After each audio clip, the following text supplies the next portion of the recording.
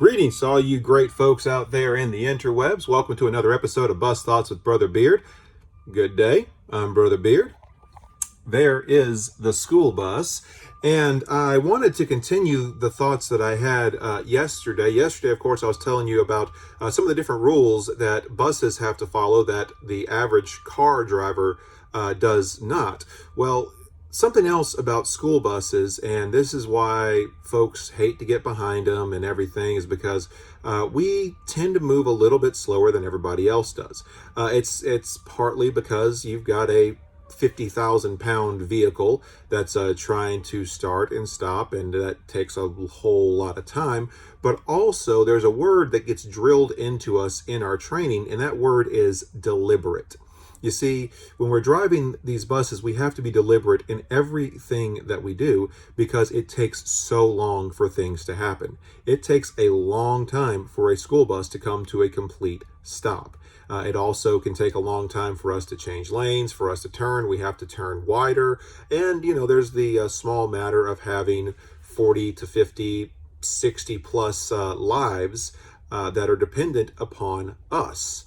If a school bus driver makes a bad decision, then that can potentially impact, like I said, 60 or more lives can be changed based on one simple decision. And so we have to be very deliberate in what we do. That's why you see school buses slowing down and stopping long before they actually get to the red light. That's why we have to take the wide turns and be vigilant, watch everything. We're told to have a 4 to 6 second following distance behind cars in front of us. We're told to watch 12 to 15 seconds down the road because we have to be able to react and to be able to make a decision because it takes a long time for anything to happen. And we have to be deliberate in what we do on the school bus. Well, Christians, I'm going to tell you, if you're going to live a life that honors God, and if you're going to be successful in this life, you too have to be deliberate, because there are so many things clamoring for our attention. There are so many things that are trying to lead us astray and take us away from God's will that we have to really, really be careful in what we choose and in what we do. The word again is deliberate. To act with wisdom, to act with prudence. That's a good refrigerator word that you can stick in your back pocket and use later. And in fact, in the book of Proverbs, chapter 13, verse 16, we read about prudence. It says that every prudent man acts with knowledge, but a fool displays folly. A prudent man, could read that as a wise man, an intelligent man, a person who knows what they're doing, acts with knowledge, makes good decisions. That means thinking before you act, weighing consequences, looking at all of the information and trying to come to the best decision that is possible. Now, there are obviously going to be times that you are going to have to make snap judgments and make quick decisions, but hopefully you can have a baseline knowledge. Just like when we are driving these school buses, we have training. We are told that in this situation, here's what you need to do. And while that training can't possibly cover every single situation, we have at least enough baseline knowledge that when something happens, we can act quickly based on the knowledge that we have acquired and on the wisdom that we have gained through experience. Now, as Christians, we gain knowledge, obviously, by spending time with God, by reading the Bible, by meditating on the Bible, by spending time in prayer, going to church, Sunday school. All of these things build our knowledge, but also there's that little part about wisdom.